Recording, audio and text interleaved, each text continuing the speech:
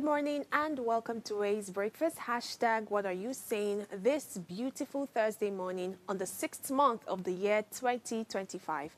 This table has one sole mission to amplify the voices of the young towards pressing national and global concerns. And it's my absolute pleasure today to anchor this segment. My name is Oluchi Precious Omink and I've been joined by the lady vibe herself, God's beauty, Israel Tobechuku. Make some noise, people. Good morning. How are you? I'm good. How are you doing today? Beautiful as usual. It's Thursday already, and that's why I'm representing today's mood with this color of clothes I'm wearing. So yellow is for bright, for happy, for excited, for, joyful, everything beautiful.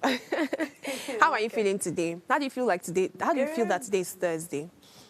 Good. Like, I was saying behind the scenes that I'm a bit surprised that it's Thursday already. It's just Sunday yesterday, if you get me. So it's Thursday already. Time waits for no one. Okay. I can't wait. I'm excited. I think I need rest. Yeah, because for some I was going to weeks ask, now, how are you feeling now? Because Yeah. you've been a bit under the weather, and that's commendable because you're always trying to put up that face, get the work done, but we Yeah. know what happens behind the scene with the Right. coho. But how do you feel generally? I feel better, I'm taking medications and all. So it still happens, the sneezing, coughing, and all of this. But I think that's, a bit of change. That's what, medications help you feel and all. So, yeah, I'm feeling my best. I'm glad that you're back on your feet at least to go on with the show and in our vibes. So I have this food for thought I came across yesterday, or is it early this morning? And it was about empathy. It was a different way of seeing it. Not necessarily different, but just amplifying what I've already known.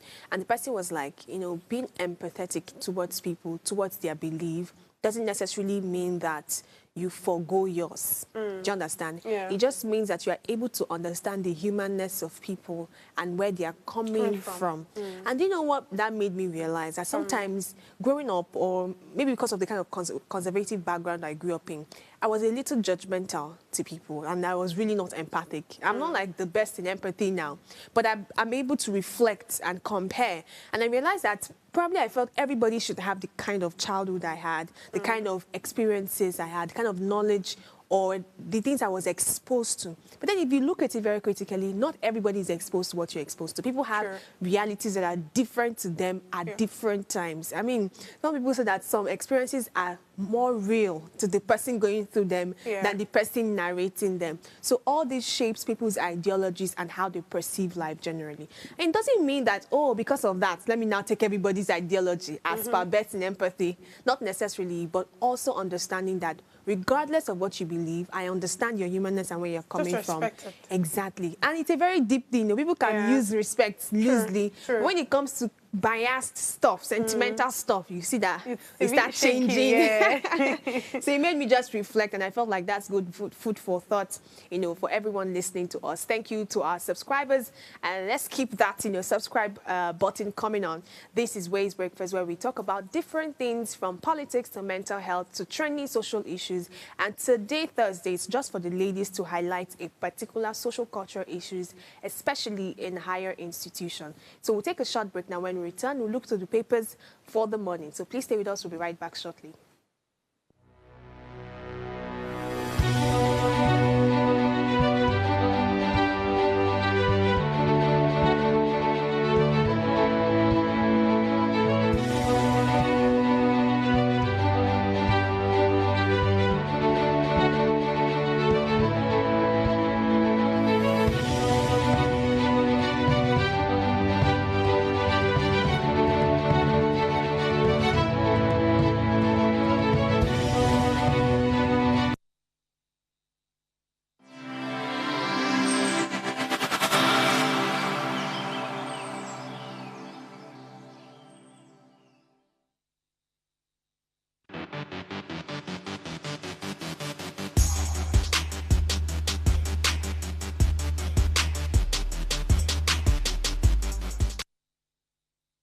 Welcome back, and thank you for sticking with us this beautiful Thursday morning. Let's know your thoughts on all the historical milestones highlighted, because you are the main ingredient in all of our conversations. We'd love to hear your thoughts. Our phone lines are open. Please call us on 070-2500-7749 or 070-1424-2420. And if you're yet to subscribe to our YouTube channel, head on now to the official Upgrade TV. Click the subscribe button, like, share the link, tune into channel 145 on your Go TV, and don't miss this for anything. We have interesting stories across the papers this morning: The Punch, The Guardian, and the international papers. And God's beauty would lead the ship. All right, straight into the international paper, New York Times to be precise. So by the top right rather, we have GOP's bill will swell United States debt by 2.4 trillion US dollars.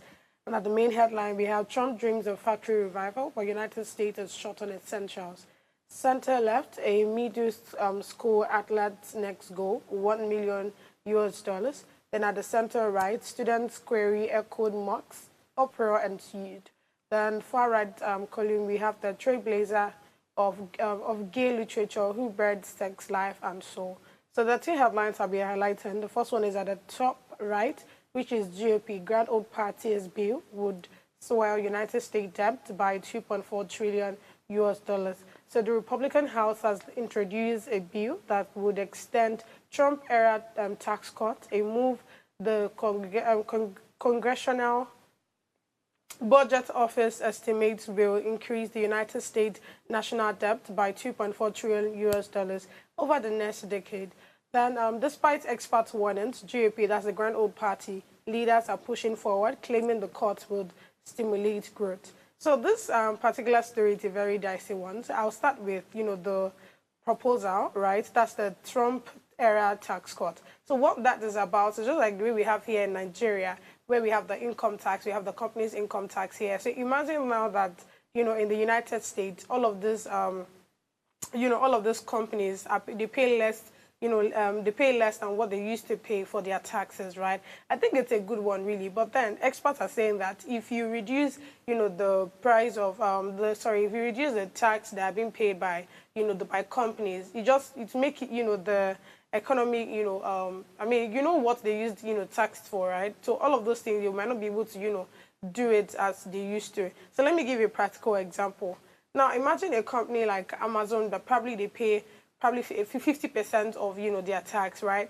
And now Trump is saying, okay, you know what? Because of, we want to ensure now that, if you reduce the taxes paid by a particular company, that company now can make more money.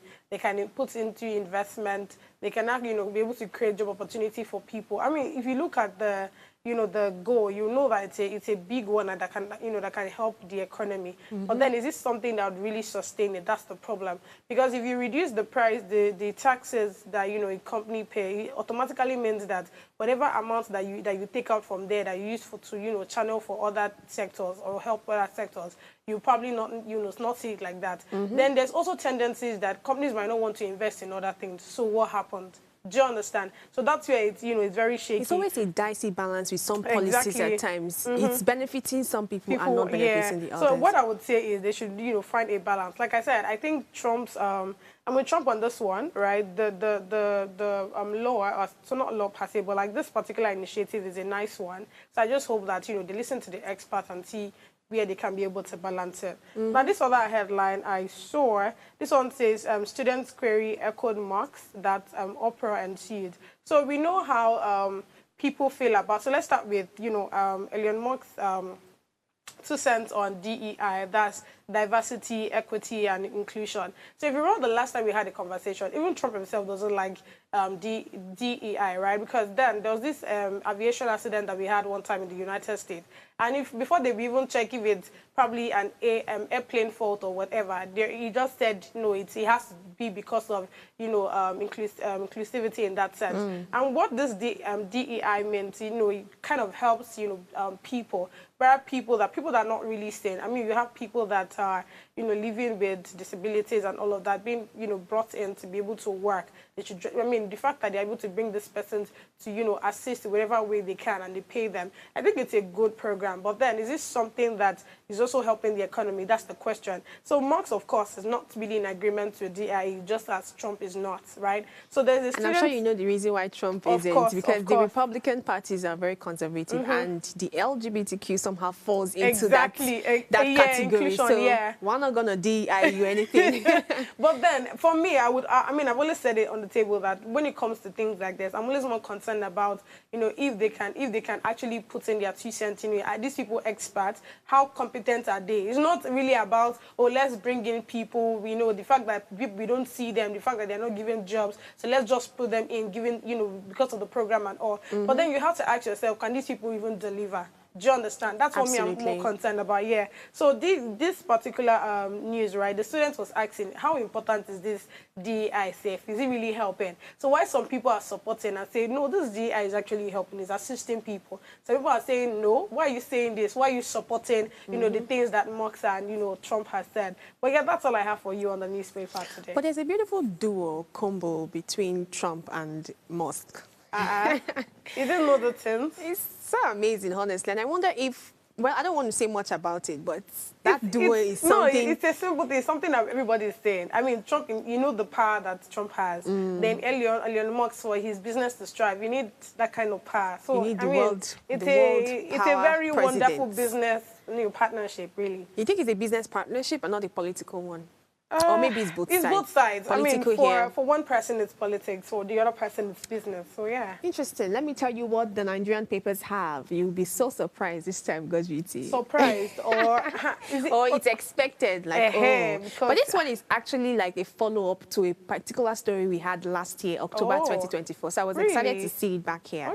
On the Punch, we have the major headline reading VIPs lobby presidency as federal government ground 60 private jets. Customs sales of aircraft hangars at Lagos Abuja Airport over import duty default. Above that, the Salah story says Mokwa Bridge collapses, fuels, tomato and pepper price surge. Ram prices, saw 55% as inflation bites harder.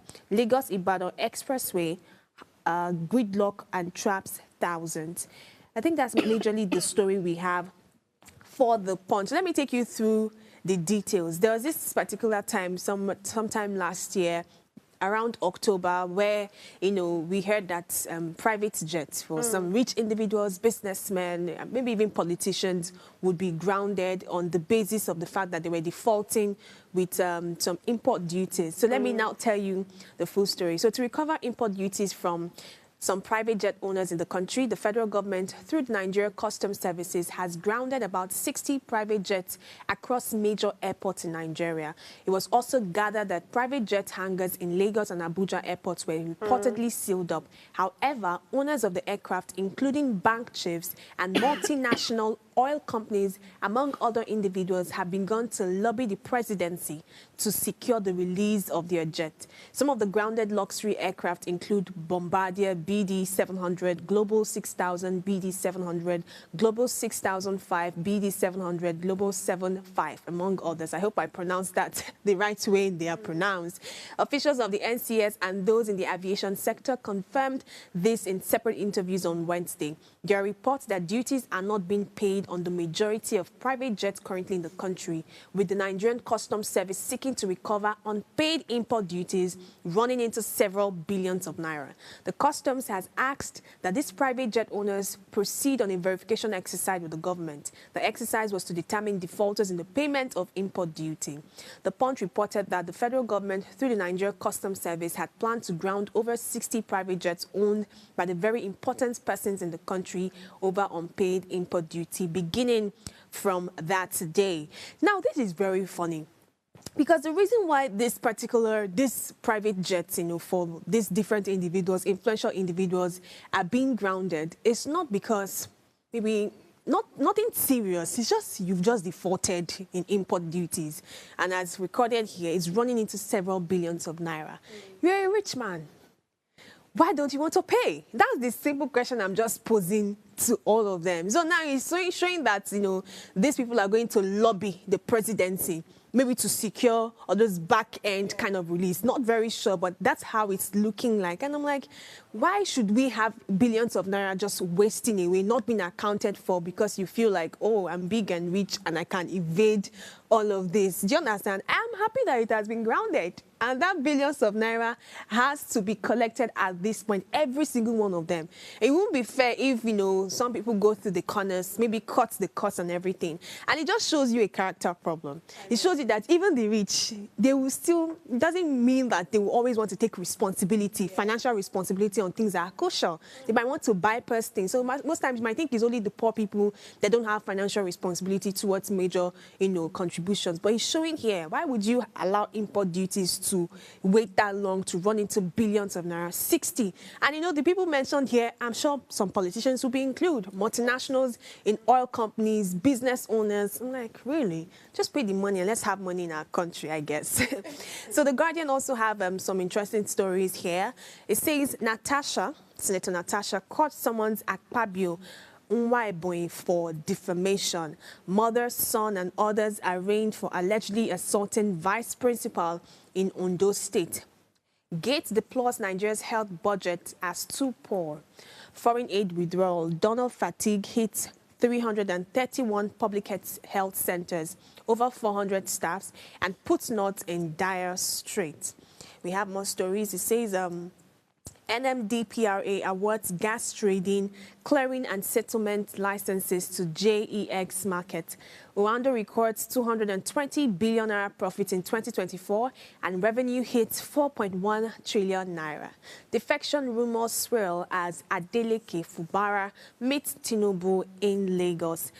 We have stories on Zenith Bank, emerging best Nigerian bank recognized for innovation and resilience. I think this is like coming up again and again.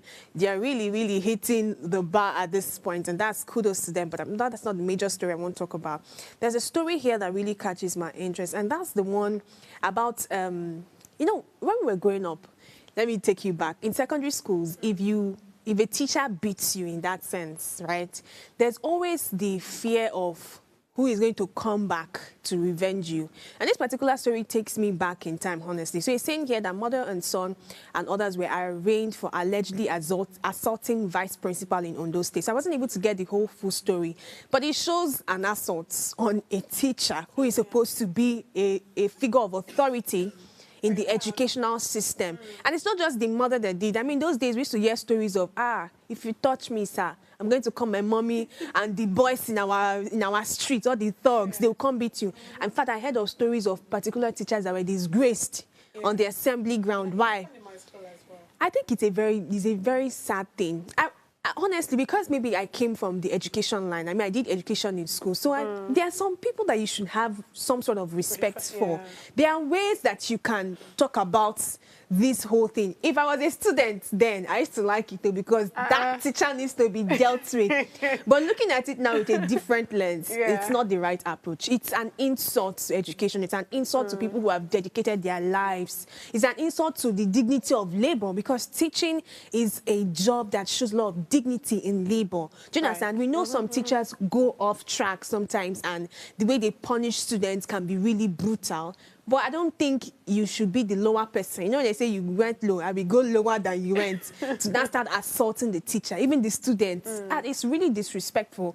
I don't know if that's the full story that played out here, but reading this brought that memory back to mind. And I think that we should have respect across board. So it's also saying here that Bill Gates is deploring Nigeria's health budget as too poor. Sir, I mean, what do you want us to do? This one that you're mentioning, do you want to pump some money into our health budget? Was it not the EU at one point? I don't know if it was for the health sector that they had to, you know, put some allocation. I don't know if it's for the health sector particularly, but we've had some donations in that area. So if the budget is still too poor, is it really the budgeting issue? It's a question for you to answer. I mean, and that's all the story that we have here on the national papers. That's been very, very interesting. Do you have any other thing to say before we wrap up this segment?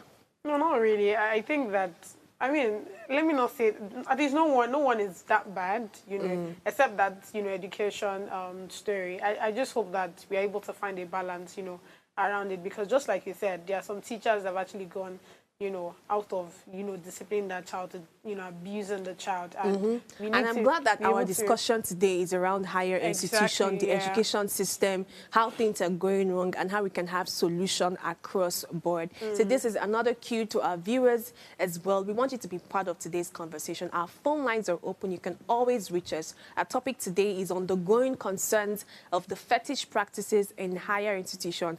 And we have a context, actually, of a student who was recently expelled in Babcock University. So it's going to be an interesting conversation with God's Beauty and I. So please stay tuned. We'll be right back shortly.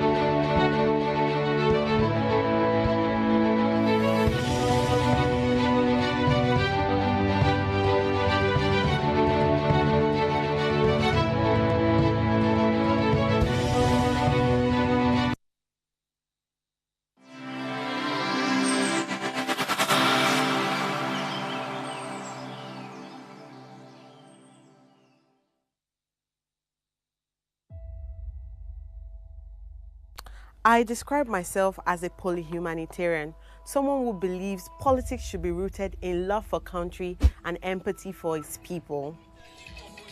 I'm thrilled to introduce to you Politics Uncensored, a show dedicated to tackling the political challenges that matter most to Nigerians. This is more than just a show.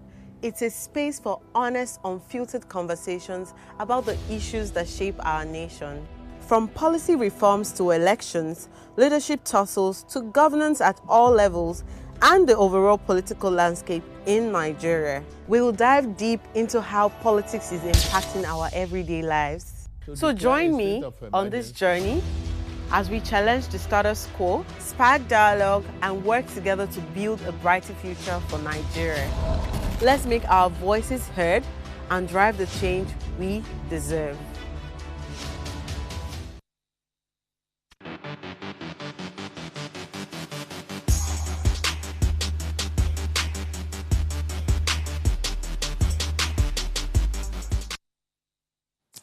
Welcome back, and thank you for sticking with us. Our conversation today is on the growing concerns of fetish practices in Nigeria. Now, this in our country where education is often seen as a passport to a better future. Recent revelations from Babcock University have triggered national soul searching. The case of Oladipupo Siwadrola, a student recently dismissed for allegedly involved in fetish practices, drug peddling, impersonation, and dishonesty, has actually sparked growing concerns over what is truly happening within the walls of our universities. In early May 2025, Nigerians were alarmed when Siwadrola's mother took to social media claiming her son had mysteriously disappeared under the university's watch. The public outcry questioned the institution's duty of care and the safety of students in Nigeria's elite private schools, but the plot thickened. Babcock University later released a statement clarifying that the student deliberately absconded wearing a hoodie and slipping out of the teaching hospital gate, a move described as intentional and premeditated. Beyond this individual story, what's deeply unsettling is the pattern that it represents. The normalization of cultic and fetish practices among students who now, in a bid for power, protection, fame, or quick wealth, are allegedly turning into dark art. In a generation that is highly influenced by social media, fantasies, juju is becoming glamorized, and risky spiritual paths are being mistaken for pathways to success. So today we're going to ask very critical questions. What's really going on in our schools? Who is failing who? And how do we reclaim our campuses from the grip of fear and fetishism? Juju in Nigeria context. All right, God's Beauty. This is a very interesting story. I was telling Chinelo behind this scene that growing up, the Nollywood movies that were very popular those days, where you have the likes of the Iniedo, the Ramsey Noah. I didn't really watch him growing up. I'm talking of those Y2K movies where they played campus setting. Oh, Do you understand? okay, Where there's one okay. Capone that is saying, oh, you're going to join us. There's one girl that is a Capone's girlfriend. Let me tell you the true story. Those depictions scared the hell out of me. I was like, hey, is this what university is about? Do I really want to go there? Looking at the fact that I was one lanky, slim girl, I used to think of the whole scenario like, oh, what if I'm in class one day and one Capone comes and say, you, follow me. you must join our club today. You know, there are different names. There's the, I don't know if there's anyone like Red Beret or something. Different, There are many now. different names for it. And even in school, Colours. social studies, civic education, they will tell you some names of some of this fraternity. And I was really scared Black to my bones. I was like, hey, I used to ask questions that, ma, what if you don't want to join them and they say you must join them? What are we going to do? I'm really reliving those experiences. And it was like, okay, let's see. Let's get to that point first. Let's see if we're able to cross the whole bridge. And going into the University of Lagos, the reality was different. It wasn't the Y2K thing I was, maybe in the area I was. But generally speaking, some of my friends, we had this conversation. We're like, oh, maybe it's not so rampant in this particular side of the West now. Do you understand? But then we had to speak to some of our friends in other universities. My brother schooling in Abia State University. I had friends who went to University of Benin. You know, some of these schools, even Ekpoma, you know where Ekpoma is, and I used to hear some stories that I did not hear in Unilag. So I'm like, hey, maybe this fetishism or, you know, extremism actually has geographical preferences. I'm really telling you what it feels. But of course, I am saying this from one side of what I've experienced. And if you have experienced something different in any institution that you have gone to at all, you can let us know in the comment section. So firstly, I want to even ask, looking at this whole story, how did we even get to this point? I know it's easy to say, oh, fetishism did not just start here. It has been before. Let's even start the conversation from there, exploring it with this particular context of the Babcock student. And how did we even get here? So to be honest, right, I don't know how we got here. That's a honest one. I mean, to be honest, like, if you look at, you know, the whole juju thing, first of all, I think I like that your line on juju is now... script writer, you don't see inspiration. I love it. But coming back to, you know, this whole story, it's a sad one, right? But then I don't think, you know, this is something that we can actually take out from Nigerian culture because, again, it's part of Nigerian culture. The whole juju, voodoo, kayamata, all of it. Do you understand? Is it Nigerian culture and African thing? Sometimes if you say Nigeria, you're just limiting. I think it's an African thing. Right? Even in the Western countries, there are people that actually believe in that. I mean, don't forget that some of these things are part of like religion and all of that. If you go to, let me not go too far, but for those people that have read the Book of Moses, I think the 7th book of Moses, I can't remember what it is exactly. Yeah. There are books like that. Do you understand? And some will not tell you that. You know the interesting part? They link these things to the Bible, the Quran, and just like that. I mean, you hear some people that have probably read, you know, the books of Moses, and they will come back to tell you that there are some things in the Bible that they took out. See, there are so many... I mean, it has different layers, right? There are layers to all of these things. There are so many. So I don't think, you know, it's time for us to have all of that conversation. But what I would say is the fact that we already have a belief system that, you know, once you do this and do that, you would make money and all. So that's where we even have to start from, to be honest, right? Now, on this story, like I said, it's a painful one. And for this boy in question, I feel like there are different angles to this thing. It's not just him alone. His mother is part of it. I'm so sorry. His mother is part of it. Because even when they saw him with the soap and they asked him, what's this for? His mother already said, it's me that give it to him for whatever. Whereas it's not even the mom. He got it from, you know, the baba that they went to. So you see that, I mean, when it comes to issues like this, it really has, when it comes to religion whole thing, right, it's annoying how, you know, it's not brought into the whole educational thing. Because to be honest, I cannot blame Babcock 100% because they're not a religious institution. It's supposed to be an educational institution, even though there are some things that they can actually put in place, like probably to get maybe Christian counselors, not Christian counselors per se, but religious counselors rather, that can actually help these people, you know, with whatever faith that they already believe in. But to be honest, if you want to start tracing all of these things, take us back to the home. Do you understand? What exactly have you instilled into your child? What exactly have you taught him? Have you taught him that, you know, using candle and all of those things. I'm not saying it's bad. I'm not saying it's a bad thing. Do you understand? But it depends on the home you're talking of. Exactly. There are certain homes where that is their religious belief. Exactly. So you see that, I mean, it's really very dicey for us to even start having this conversation. Just like you said, what if in the guy's house now, they are okay with it? I mean, because with the way the mom was already, you know, fighting for him and all of that, it was more like she was. Let me not say she was not okay or she was okay with it, but it was more like anything the guy had to say was fine by her. Do you understand what I'm saying? So to be honest, where all of these things stem from, it stems from the fact that there's already a belief system that things like this exist. There's something called the 4 elements: the water, fire, so you have gone to element talk. No, because these are part of it. I mean, that's part of spirituality and all of that. See, there are different links to these things, and I don't think I'm ready for us to start, Thank you, God's beauty, because you're giving me Avatar vibes now. Which one is elements of fire, water, earth? Wait, you don't believe it? Okay, you don't need to believe, but you should respect it. That's people's belief. All right. No, I've said that you have to believe people based on their experiences. Exactly. So I understand what you have said. So I did look through a bit of research because I was trying to understand, this whole fetish and cultic practices that we have in school. And it's not a new thing, because the question I asked was, is it really a new thing? It's not. So I have here that fetish and cultic practices in Nigeria is not new.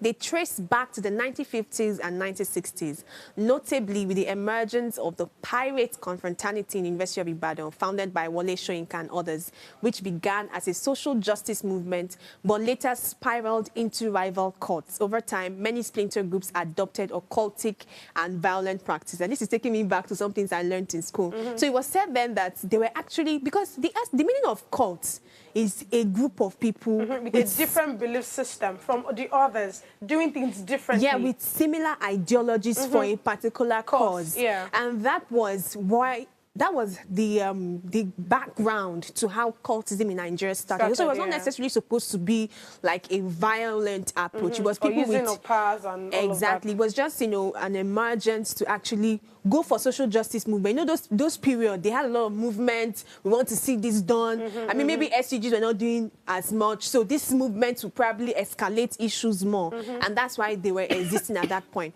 But of course, anything human beings touch, expect to see the extra with it, and that's why it has spiraled. It has evolved into violent practices. Let's not even talk about how gory these things are. I was having a conversation with one of my cousins one time when I went to stay with them, and she schooled in one of these universities in the East. She told me, in fact, recently, let me not mix the whole story, because there's a whole lot of experiences I've heard from people.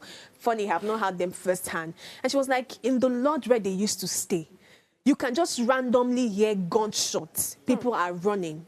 And how you will know is that gunshot is not normal. You will know that it is two rival parties that are having a clash. And the next thing is that somebody is dead. Do you understand? And it was really, really crazy. Like, how did we get to this point where, because the university has age group, right? Yeah. The people there are usually between 16. I'm not talking generally now. I'm talking of the average age group, not people that are older that still come to school. There's a 16 to maybe 25, if you're talking of the general average, maybe 70%. And these are people that are engaged in violent practices. So sometimes we really need to dig deep and ask, what is really the cause of cultism in Nigeria? What inspires people? Now, I know you've mentioned parents. You've mentioned the fact that, especially this mother's case for the backcourt student, where she was probably a major instigator. Your oversight towards your child, it wasn't appropriate enough, so that's why some things could, evade you. But also, what of other reasons that make people join cults? Some reasons I've been able to hold very strongly is that some people are even gullible. Yeah. Some people join cults not even knowing what they are getting into. Yeah. Then there's the wave of desperation and financial stability in that sense. Because to me, I don't know if it was this particular story, but there's the underlining context of the Yahoo Plus. I mean, Yahoo on its own was meant for people to have more money to, scam people and make money. But Yahoo Plus seemed like an easier way. Faster. So fetish means from mom, baba somewhere. Somebody somebody once told me a story that, growing up, he had this group of friends, and suddenly he saw that they were just riding cars and everything, and they told him that, if you want to do what we are doing, you follow us to this baba, and they will give you incision. This thing used to look like film trick until I hear first-hand stories from people that I trust and believe. I'm like, oh, really? Things like this do exist. So there are a number of reasons that cause them. It's easy to go back to the home, but there are stories of people, or students rather, who, how will I say it, they were brought up properly. That's why I don't like to use home as the first cause of problem, because sometimes some parents do their best. Some parents give their absolute best to train up a child. Do you understand? I was telling you of a movie I watched one time where these parents did all they could, but this child had turned to a drug addict and they gave up. Like, this was real time giving up on your child. And I could feel their frustration that they were over with trying to make this thing change. So some people actually give their best to training proper children, but when they get into the universities, get into the higher institutions, they are met with another kind of influence. Do you understand? And this influence changes the trajectory of their life entirely. So people who are even gullible, people who didn't even have a mind of their own from beginning. Yes, they were the yes ma, yes sir at home. They were the, oh, I'll do whatever you say. But coming to the university, just realize that that was now what the cultists or the bad guys, could prey on to actually make them convert to these violent practices. So there are a number of reasons to look. I've mentioned desperation. I've mentioned covetousness.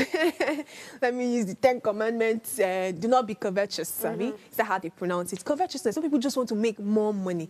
I was telling Chinelo that some of these people that are even in school, do you understand? And you're like, why are you still in school? Just drop out. I mean, if you know that it's Yahoo that you want to go some of them just love the authority that they have, that presence of, oh, I am Lord here, oh, people defer to me, people are scared of me. And if you check deep down, these are deep-rooted cravings for an attention that they probably didn't have it back to the house growing up. So it's a mixture of many things. So we're going to take a short break now, and we'll come back to open up more about cultism practices in university, how we can curb it and have a better future in our higher institutions. If you have your comment, this is the best time to drop it, and I will gladly read every one of them. So let's take this short break, and we'll be right back. Short.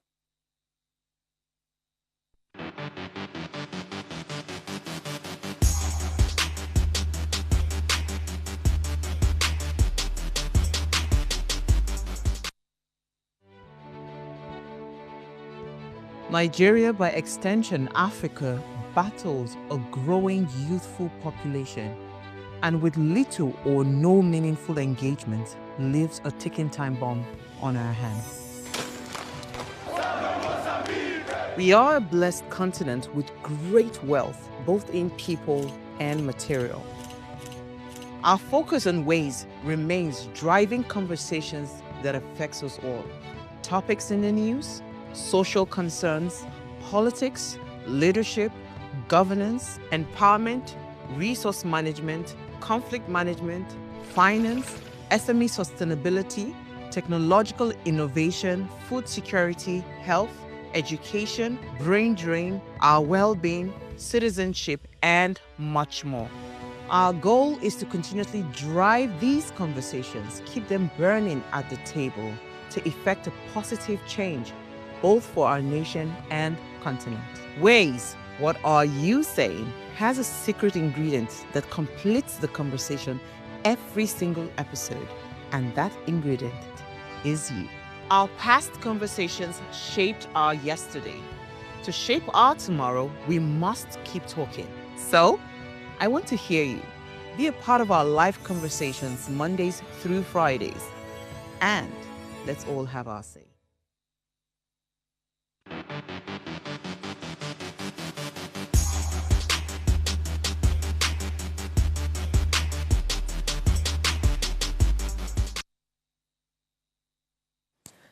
Welcome back. This is Still Ways Breakfast, our Thursday conversation where we open up social cultural concerns, and today we are putting it towards the, highlighting major concerns, growing concerns of cultism and fetish practices in higher institutions. We already have a context, a background story that inspired this conversation, and that's the expulsion of a Babcock student because of cultism and several other things, undertone. And that leads me to the next thing. Sometimes we think cultism is just about, not sometimes, but I'm sure surfacely, you might just think it's just the whole violent practices that happen. Somebody shooting someone, killing someone, gathering at night with leaves in their mouth and singing strange songs in a circle. I wanted to use one song, but it's not a cultic song. Let me skip that. That's not all that there is to cultism. Because of such violent practices, that's how this thing works. Violent practices spirals into more violent practices. The fact that we're a carcass of people, a group of people in a place acting violently, it will lead to more other violent behaviors. And that's why this particular student, there were also cases of drug peddling. Yeah. So sometimes they're forced to peddle drugs. Sometimes politicians are using them as thugs, to cause harm in different polling zones during election times. Do you understand? Sometimes they're engaged in rape, which is a very sad one. I mean, honestly, if you want to talk about rape in university, some of them are even very undercover, because the people who are perpetrating this are cultists. How many of them do you want to go and talk about?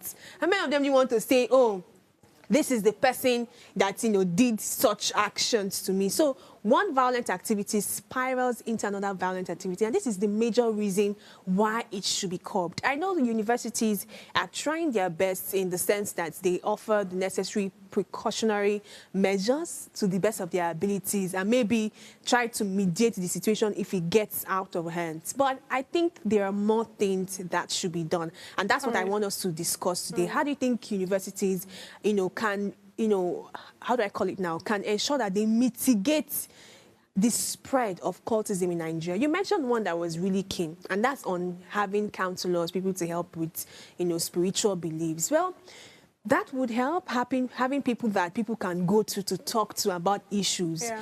Whistleblowing, because there are some students that are engrafted into these particular confraternities, not based on their will, but based on force, right? How do you ensure that they are protected when they come over to blow this up? Because cultists are such that you can't, if you catch one, trust me, that's not just the only person you have caught. If you catch 10, that's not even the only 10. So if they find out that one person was the one that exposed this 10, there's going to be 3 somewhere that will come for those people. And that's why we hear somebody randomly died in one bush, in one area, in one corner.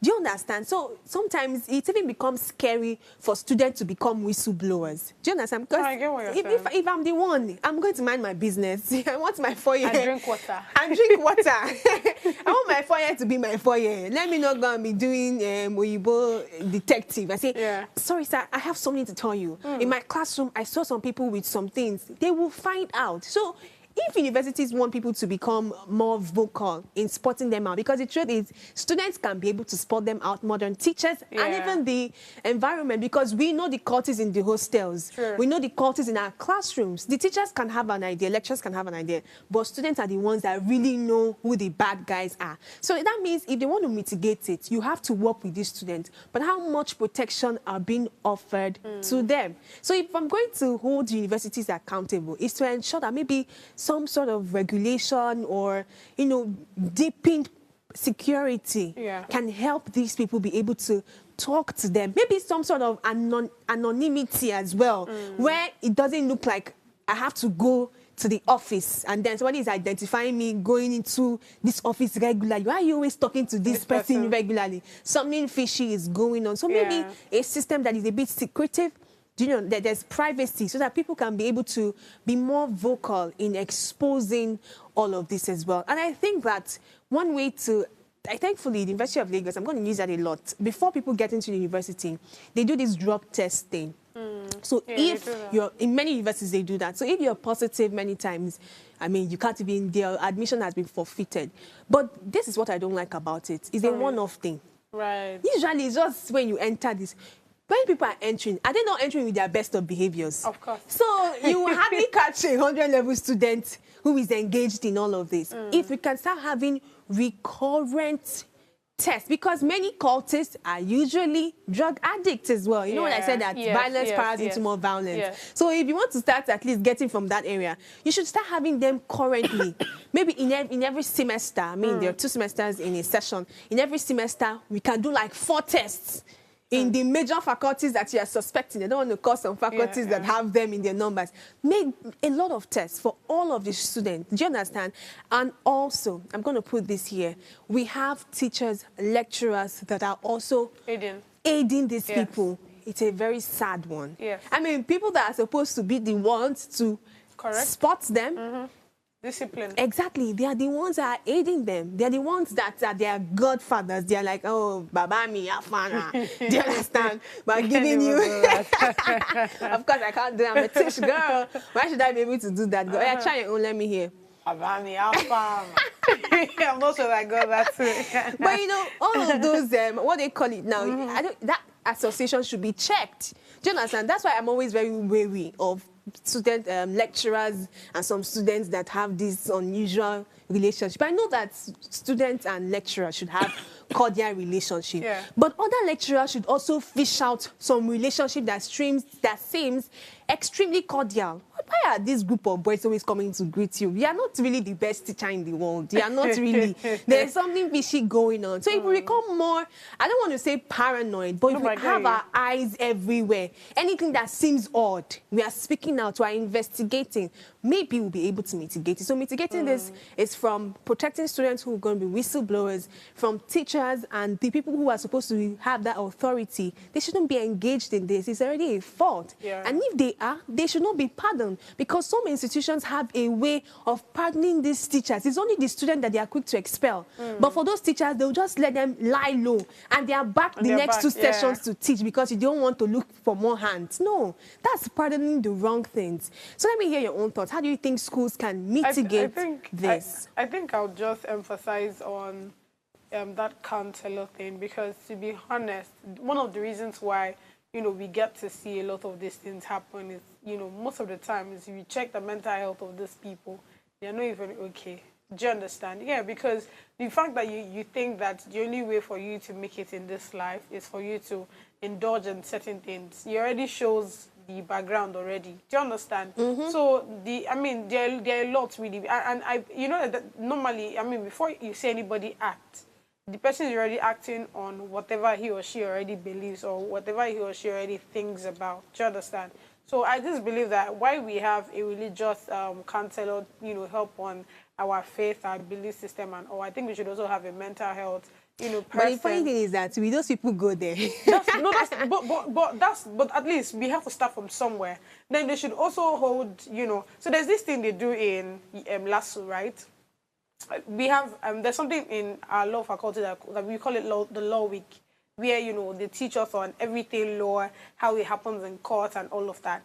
But apart from that, there are still other programs. Like, there are times where you used to mention where you go for different programs. What's the name you call it again? Conferences. Conferences, exactly, where you are in school, right? So exactly, we should keep having things like that. Put it in their faces. That is important for, if you have, mental health issues, all of those things. So based on, I'm sorry to cut you short. I'm very sorry. So go on. Things I learned in school about the duties of counselors is that you do not just wait for these people to come to you. Exactly. There's a part of counseling where you predict.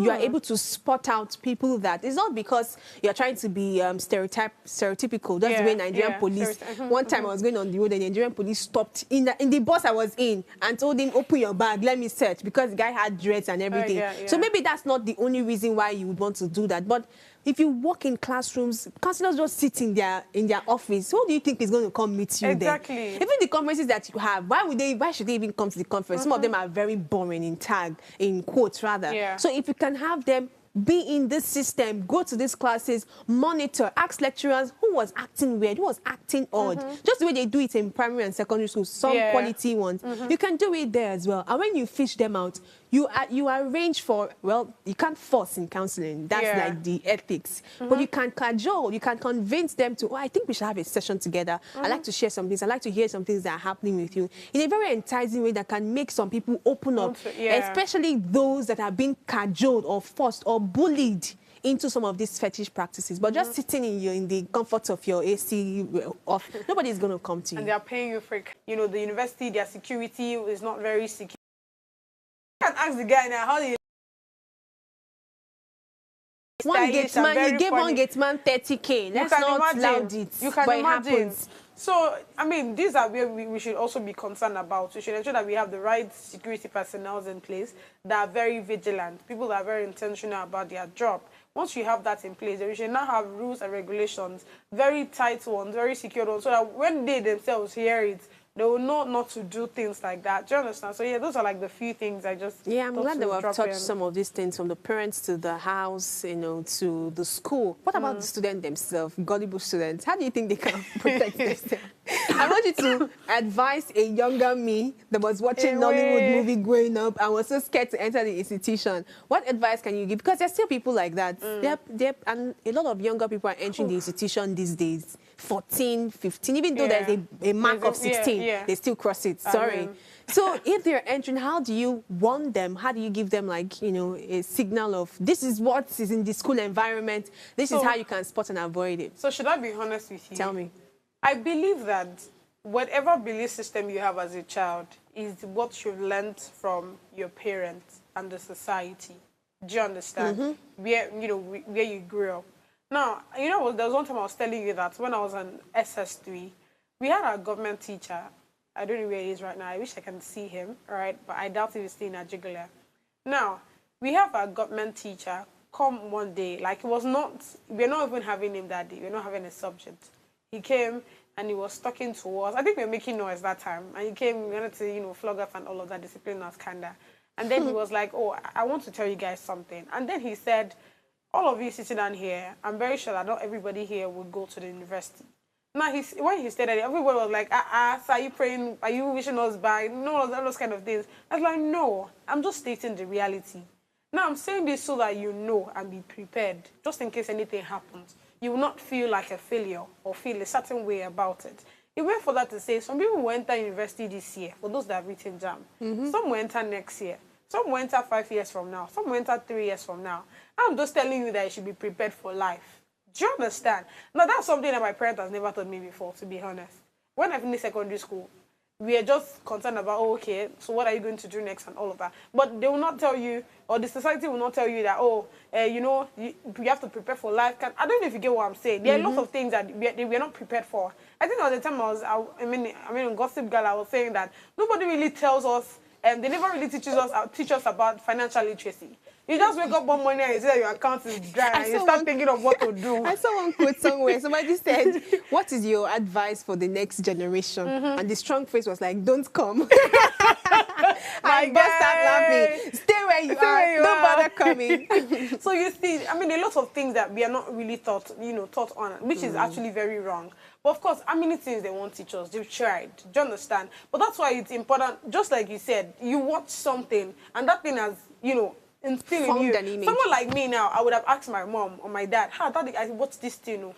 And before you know, that one will not start giving me story upon story. That's why I like my dad so much. He start giving you story upon story. You not tell you reasons why he thinks that you should not involve in this, involve in that. So to be honest, I believe that as a child, the way you are shaped actually starts from the home. So before I can start saying that, oh, this person is gullible or whatever, now them not teach them well. I'm so sorry, but assertiveness, self-confidence. Exactly. So that means training up a child is not just don't steal, don't lie, greet your mom and greet everybody. Self-confidence, esteem, and many things. That's a very beautiful one from God's beauty. Thank you so much for lending your voice to this conversation. Today's story isn't just about one student. It's a wake-up call. When fetish practices and desperation find their way into our campuses, we must ask, what values are we truly passing down? And this is a challenge for schools, parents, and the society at large. We can't afford to lose our young minds to shortcuts and shadows. Let's guide and not just guard them before it's too late. And thank you for watching.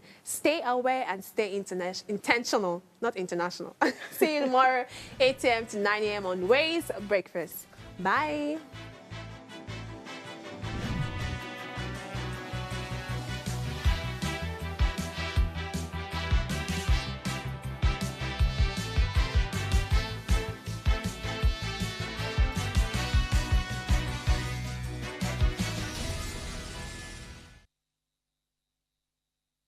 Hello, you. Yes, you. This is Usayome Sale from Ways Prime Time. Now, we appreciate your continued support for watching our content, following us across all our social media. But we've noticed, for those of you watching us on YouTube, 88.5% of you who watch our content aren't subscribed to our channel. Why? Now, if you are enjoying our content, you enjoy our shows, and you want to stay updated on all things ways, it's time to hit that subscribe button below. Now, subscribing isn't just for you. It's for the growth of our channel. It helps us get bigger and better. With your support, we can continue to bring even more intriguing and exciting content. How about you subscribing right now and being a part of our community?